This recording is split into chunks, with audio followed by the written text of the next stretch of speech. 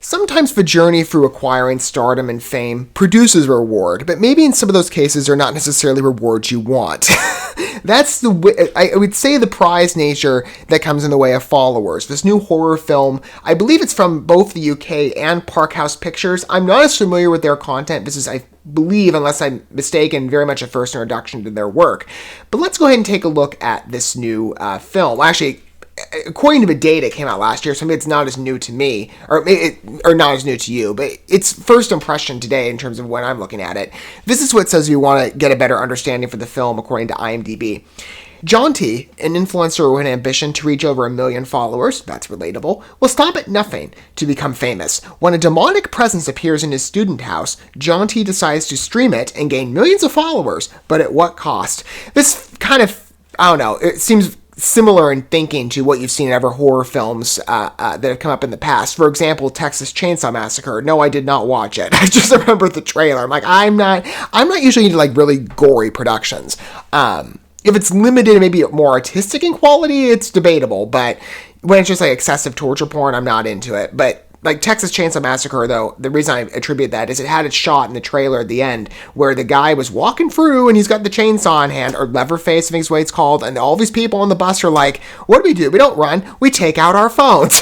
It's like, I thought that was a pretty good allegory and commentary to what society oftentimes does these days in regards to different crises that we witness. What do? We take out our phones, rather than getting directly involved. In this case, I mean, the instinct is to run. I think most people would say that. And as per usual of horror films, oh no, bad things start happening because you didn't take to common sense. But, I get it. It's an enviable journey, I think, for any influencer that's especially burgeoning in their journey to reach that celebrity stardom of hitting 1 million followers. I think everybody pretty much dreams of that if they're involved in that type of lifestyle and world.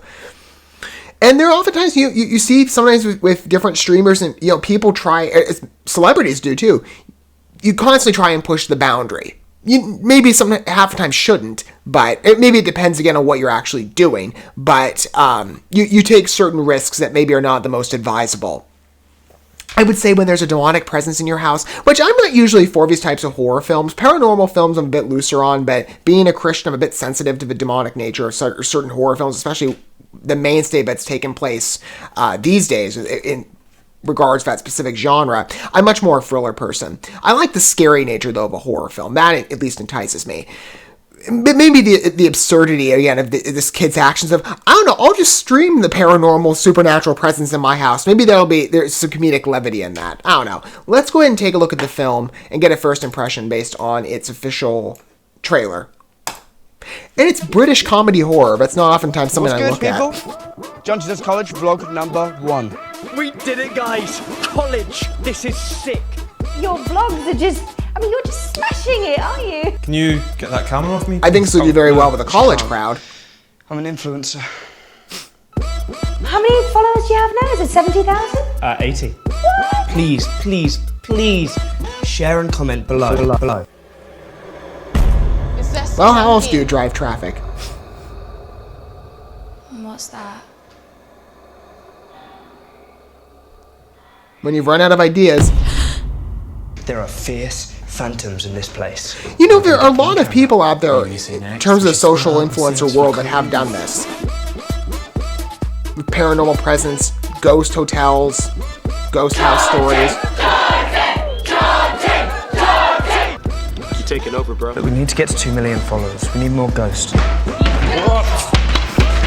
to make sure you're getting this. Are you seriously going for a selfie right now? I'd say demonic presence in the way it's illustrated in the storyline could be more paranormal in nature. I'm not sure exactly how to interpret it. I mean, if they go like full on like dark occult stuff, maybe not. But if it's kind of like a sort of like a paranormal ghost, maybe the assumption is that it's more, dark in nature. Maybe I'd see that as more palatable for someone like me. I think the execution's pretty fun. I like the social media platforms that they utilize. And it's close enough to resembling platforms that we're familiar with. Like, this is obviously not YouTube. But there's enough here to kind of give that illusion. I'm right. Some of the iconography is the same, but just the layout isn't complete. Like the subscribe window, but it's illustrated differently on YouTube. So they did make some. Well, it actually is very similar, but it's still not exactly the same. But I think it's a good layout for the film in regards to seeing the social media aspects of the film come to life for you, so that you can not only see the characters walking through those moments filming them. I mean, if it's told like sort of like a found footage movie, is it? And let me see. Maybe it's being told from behind a camera lens. It just transitions over to, social media platforms when it needs to get that window. I think the other films that I've seen, found footage horror films are very popular, and there's been many made over time. My favorite being Ratter. I've talked about that film before. It's a really adventurous movie, but that entire film was told from a perspective like other bigger name films like The Blair Witch Project or Unfriended. Searching as well also comes to mind. There are many signature found footage films that people often talk about, right? And there's been others I'm sure I'm not naming. But Ratter, I thought, was extremely well done in the aspect that it really, in my opinion, elevated the found footage genre because it took such a contained setting, whereas, let's say with Unfriended, it's told through one laptop, and there's really no movement other than what you're seeing. It's all told through one location, so it very much is a contained film. Ratter, though, because it was a digital thriller, and it was like, I'm not trying to, I'm wondering, should I be, because I think people should see it. It's a good movie, but if you're into found footage thriller horror films, I'm just kind of like, how much do I give away? It's basically a character being spied on through multiple digital devices. So for a thriller that felt very contained in scope and using that found footage approach, because they utilized so many different devices that are either on her person or around her, the film demonstrated a very expansive atmosphere in its story illustration. This movie, to me, it's different than Ratter.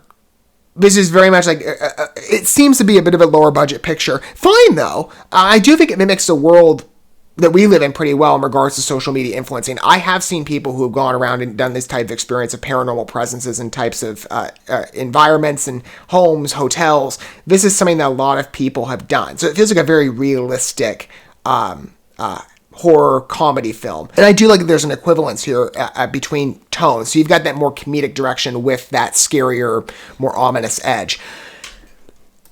It's not, again, like I said, the same as Ratter, but it's kind of told in the same way that it follows, again, through different cameras. It transitions between that to the videos on the social media platform. So the story kind of jumps around in location, I guess, a bit, but it's a good articulation. I think it's a serviceable film. I think it looks good.